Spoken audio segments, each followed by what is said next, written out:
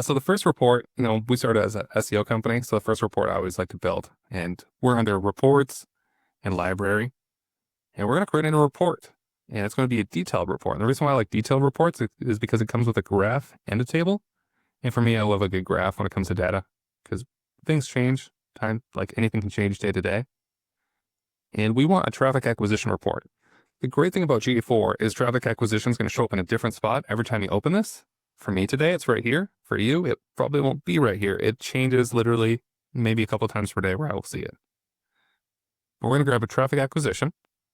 And first off, it just looks like the regular traffic acquisition report that you get. You see your session primary channel over here, paid social, organic, so on.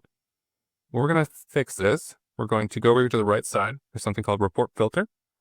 I'll click on that. And we're looking for session default channel group, which is the worst name of anything. And you're going to hear me say session default channel group over and over and over again because it pops up all the time. We're going to do exactly matches and organic search. And this is going to be the basis of our first report because we're looking at organic search. I'm going to hit apply. Now you can see my primary channel over here is just organic search. And that's not too useful for me. So I'm actually going to click on dimensions, add a dimension, and it'll be a landing page. And we want landing page without the query string. The argument here for organic is that if you have a UTM under your GBP or Google Business Profile, you can see the query string of that. But for us, we're just going to pick landing page. So it's just the regular page path. It's just really clean. And set this as default.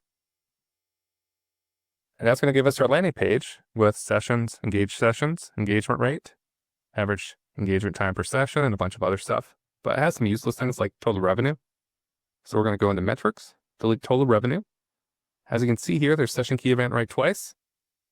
It's not really, it's just a glitch in GA4. I don't know why it's there, but it's just always there.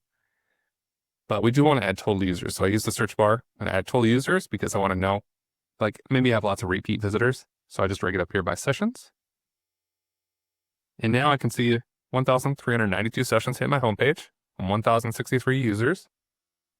Of that, we had 32 key events with a conversion rate of 2.08%.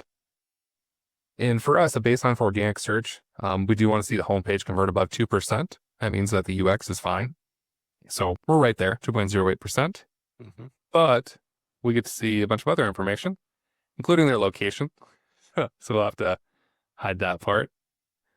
But basically, it's going to give us each of the pages that people land on from organic search. So this is kind of where your SEO is working and what the conversion rates are. Because if we see a page that's not converting as well as we think it should from this session key event rate, we know that we need to work on the usability of that web page.